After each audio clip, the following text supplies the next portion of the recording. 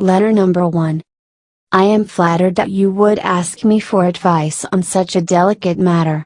I regret that I cannot be much help to you. I have neither the wisdom nor the experience to guide you in your divorce. However, I have a friend in Springfield, John Doe, who practices family law. If you wish, I can refer you to him. Whatever you decide to do, you have my best wishes. Letter number 2.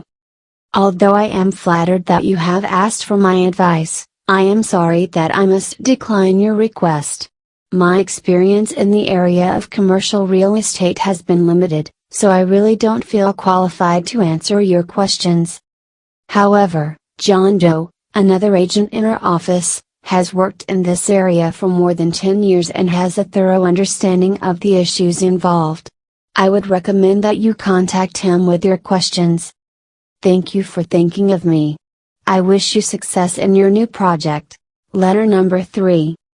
I received your letter asking me for advice on how to invest the insurance settlement you recently received.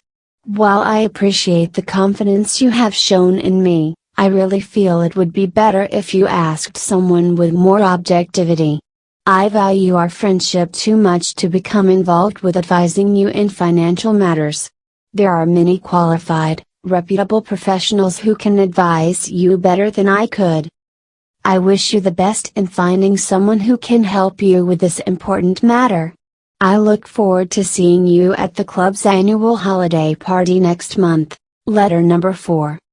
Much as I would like to take some of the credit for the next great decision in your life, I must bow out.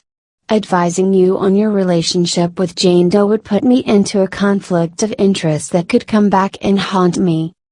I wish you the very best of luck and wisdom in this tricky situation.